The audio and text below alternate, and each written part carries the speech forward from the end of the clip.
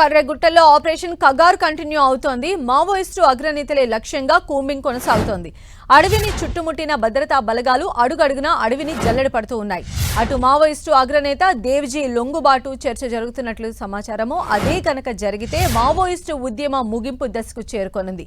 మరోవైపు అడవిలో ఏర్పాటు చేసిన మావోయిస్టు స్మారక స్తూపాలను బలగాలు ధ్వంసం చేస్తూ ఉన్నాయి.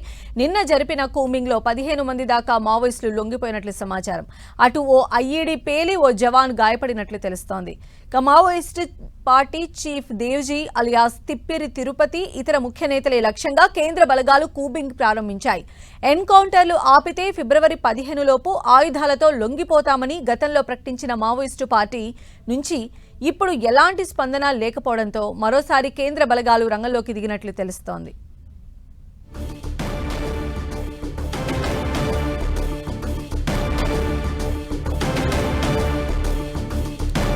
సో కర్రెగుట్టల్లోకి ఆపరేషన్ కగార్ ఇంకా కంటిన్యూ అవుతూనే ఉంది. దేవ్జీ లొంగుబాటు అవుతారంటూ కూడా ప్రచారం జరుగుతుంది. మరిన్ని అప్డేట్స్ తెలుసుకుందాం. మా ప్రతినిధి సైదులు మనకు అందుబాటులో ఉన్నారు. సైదులు, సంజయ్, మావోయిస్టు ఉద్యమం చర్మాంకానికి చేరుకుంటుందా అనేది ఇప్పుడు ప్రశ్నగా మారిన పరిస్థితి అయితే ఉంది. మొత్తంగా కేంద్ర హోంమంత్రి అమిత్ షా చేసిన ప్రకటన నేపథ్యం మార్చి 30, 2026 నాటికి భారతదేశంలో మావోయిస్టు రహిత దేశంగా ప్రకటన చేస్తామని చేసిన ప్రకటన తర్వాత మావోయిస్టు ఉద్యమం చాలా కీలకమైనటువంటి పరిణామాలు చోటు చేసుకుని అనేక మంది ఆ పార్టీ జాతీయ కార్యదర్శి నుంచి కీలకమైన నేతలంతా ఎన్కౌంటర్లో ప్రాణాలు కోల్పోయారు. మరికొంతమంది లొంగుబాటు బాటబట్టి జనజీవన స్రవంతిలో కలుస్తున్న పరిస్థితిని మళ్ళీ దాదాపు గత ఏడాది వందల మంది ప్రాణాలు కోల్పోయిన పరిస్థితి చూసాం. ఇప్పుడు తిరిగి మళ్ళీ తెలంగాణ, ఛత్తీస్గఢ్ సరిహద్దు ప్రాంతంగా ఉన్న ములుగు జిల్లాకు సంబంధించిన కర్రెగుట్టలో కూంబింగ్ కొనసాగుతుంది. మొత్తంగా కర్రెగుట్టలోని పోలీసులు స్వాధీనం చేసుకొని బేస్ క్యాంపులు కూడా ఏర్పాటు చేశారు. అయినప్పటికీ కూడా తిరిగి మళ్ళీ బేస్ క్యాంపులు ఏర్పాటు చేసినప్పుడు కూడా కర్రెగుట్టతో పాటు ఛత్తీస్గఢ్ సరిహద్దు ప్రాంతాలన్నింటిని కూడా జల్లెడపడుతున్న పరిస్థితి ఉంది. ఓవరాల్గా చూసుకుంటే ప్రస్తుతం మావోయిస్టు పార్టీకి జాతీయ కార్యదర్శిగా కొనసాగుతున్నటువంటి దేవ్జీ లొంగిపోతారని కూడా విస్తృతంగా ప్రచారం కొనసాగుతుంది. ఆయన లొంగిపోతే ఆయనతో పాటు మరికొంతమంది కేంద్ర కమిటీకి సంబంధించిన కీలకమైన నేతలు కూడా లొంగిపోతారని కూడా ప్రచారం కొనసాగుతున్న నేపథ్యంలో దీనికి సంబంధించి ఇప్పటికి మావోయిస్టు పార్టీకి సంబంధించినటువంటి నాయకత్వం కానీ అటు తెలంగాణ రాష్ట్ర కమిటీకి సంబంధించినటువంటి నాయకత్వం కానీ ఇక్కడ స్పందించని పరిస్థితి కనిపిస్తుంది.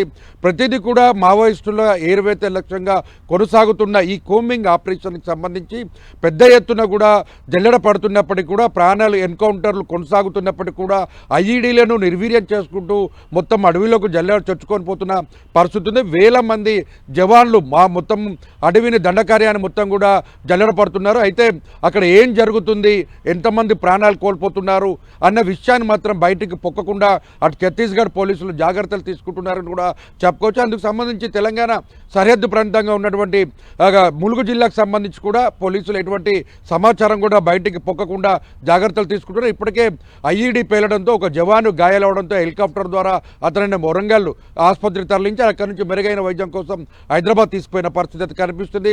దాదాపుగా మొత్తం ఐఈడీలను నిర్వీర్యం చేస్తున్నారు. బేస్ క్యాంపులను ఏర్పాటు చేసుకుంటూ లోపలికి వెళ్ళిపోతున్న పరిస్థితి. ప్రధానంగా అబూజ్మడ్ అనేది మావోయిస్టు పార్టీకి చాలా కీలకమైనటువంటి గుండెకాయ లాంటి ప్రాంతం. అట్లాంటి అబూజ్మడ్ పువర్తి అంటే ఎడ్మా సొంత గ్రామైన పువర్తిలు కూడా బేస్ క్యాంపులను ఏర్పాటు చేసి రోడ్లు సౌకర్యాలను కల్పిస్తూ విద్యా వైద్యం అందించేందుకు మొత్తం శిబిరాలను కూడా ఏర్పాటు చేస్తున్న పరిస్థితి అయితే కనిపిస్తుంది. మొత్తంగా చూసుకున్నట్లు ఇంకొక 30 అంటే 40 రోజుల వ్యవధిలోనే ముందస్తుగానే కేంద్ర ప్రభుత్వం మావోయిస్టు రహిత భారతదేశం అనే ప్రకటన చేయడం కోసం కేంద్రం సిద్ధంగా ఉన్నట్లుగా తెలుస్తుంది. ఎందుకంటే అంత కేంద్రం చాలా సీరియస్గా ఎఫెక్ట్ పెట్టిన పరిస్థితి అది కనిపిస్తుంది. తెలంగాణ, ఆంధ్రప్రదేశ్, ఛత్తీస్గఢ్, ఒరిస్సా, మహారాష్ట్ర లాంటి రాష్ట్రాలలో కూడా పెద్ద ఎత్తున కూంబింగ్, లొంగుబాటు కార్యక్రమాలు, ఎన్కౌంటర్ల ప్రక్రియ కొనసాగుతున్న పరిస్థితి అవుతుంది. ఓవరాల్గా చూసుకున్నట్లయితే ఇప్పటికే మావోయిస్టు పార్టీకి సంబంధించిన కీలకమైన నేతలు ప్రాణాలు కోల్పోయిన తర్వాత ఆ పార్టీ ఉద్యమం ఇంకా బతికి ఉందా అన్న ప్రశ్నను కూడా తలెత్తేందుకు ప్రయత్నం కొనసాగుతుంది. అయినప్పటికీ కూడా ఆ పౌరవక సంఘాలు కావచ్చు ఇప్పటికే పోలీసుల అదుపులో ఇప్పటికే ఇంటెలిజెన్స్ Okay. వర్గాల అదుపులో ఉన్న దాదాపు 10 నుంచి 15 మంది కీలకమైన మావోయిస్టు నేతలకు సంబంధించి కూడా వారందరినీ కూడా విడుదల చేయాలని ఇప్పటికే అంటే మావోయిస్టు పార్టీకి సంబంధించినటువంటి పౌరహక్కు సంఘాలు కాదు ప్రజాస్వామికవాదులంతా కూడా తీవ్రంగా ఖండిస్తున్న పరిస్థితి. ఇప్పటికే సిపిఎం పార్టీ కావచ్చు, సిపిఐఎంఎల్ మాస్ లైన్కు సంబంధించినటువంటి నేతలు కూడా, రాష్ట్ర కార్యదర్శులుగా ఉన్నటువంటి నేతలు కూడా ఇప్పటికే ప్రకటనలు చేసిన పరిస్థితి కనిపిస్తుంది.